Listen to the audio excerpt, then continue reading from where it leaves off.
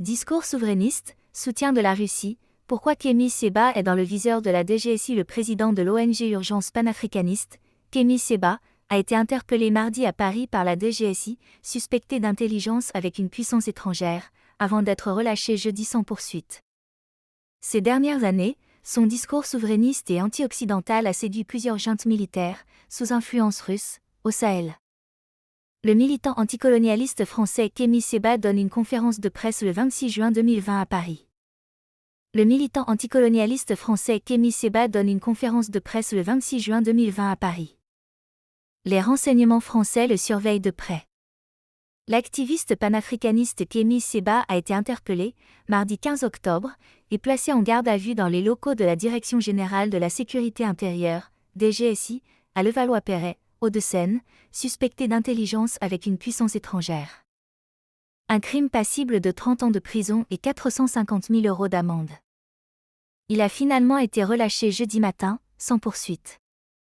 Lors d'une conférence de presse, son avocat Juan Branco avait expliqué que les enquêteurs l'interrogeaient sur une large période de faits, à partir de 2017, en représailles de son combat contre le néocolonialisme. Kémy Séba, de son vrai nom Stélio Gilles Robert Capochichi, était de passage en France pour visiter son père, malade, quand il a été projeté contre une vitre par une dizaine de personnes cagoulées, a précisé maître Juan Branco. Déchu de sa nationalité française en juillet dernier, l'activiste de 42 ans disposait d'un passeport diplomatique en sa qualité de conseiller spécial du chef de la junte militaire nigérienne, le général Abdourahmane Tiani, qui a pris le pouvoir en juillet 2023 et chassé les troupes françaises de Barkhane. Kémy Séba était sur le territoire européen de façon légale, il ne faisait l'objet d'aucune interdiction de territoire, a indiqué son avocat. En France, Kémy Séba a été plusieurs fois condamné pour incitation à la haine raciale. Ancien leader de la tribu K, groupuscule radical dissous par le gouvernement en 2006 pour antisémitisme, l'activiste a depuis continué à faire connaître ses positions néo-panafricanistes sur les réseaux sociaux, où il cumule plus d'1,5 million d'abonnés, et publié plusieurs ouvrages. Il a un discours radical avec deux idées claires: il faut que les Africains prennent leur destin en main, et pour cela, il faut chasser les Occidentaux. C'est un discours populiste qui gomme toute complexité de la situation, commente Jonathan Guiffard, chercheur à l'Institut français de géopolitique et à l'Institut Montaigne. Sa radicalité lui joue parfois des tours, comme au Sénégal, en 2017, lorsqu'il est expulsé après avoir brûlé un billet de 5 000 francs CFA. Ou au Burkina Faso, quand il est condamné en 2019 à 2 mois de prison avec sursis pour outrage au président Roch Kaboré. C'est à cette période que son nom arrive aux oreilles d'Evgueni Prigojine, l'ancien chef de la société paramilitaire privée Wagner, tué dans un crash d'avion en août 2023. L'oligarque russe, à l'époque proche du Kremlin, veut se servir de l'activiste béninois pour ses opérations de déstabilisation au Sahel. Kémy Séba vient du même cocon idéologique que Dieudonné, il a développé un discours d'émancipation des Africains très racialiste. Son message souverainiste explique son alignement avec les juntes sahéliennes et la Russie, analyse Jonathan Guiffard. Kémy Séba a notamment fréquenté l'idéologue ultranationaliste russe Alexandre Douguine, qui inspire une partie de l'extrême droite française.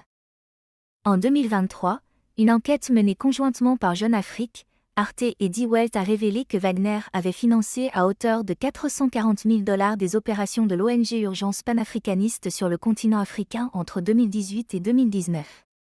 C'est de l'entrepreneuriat d'influence.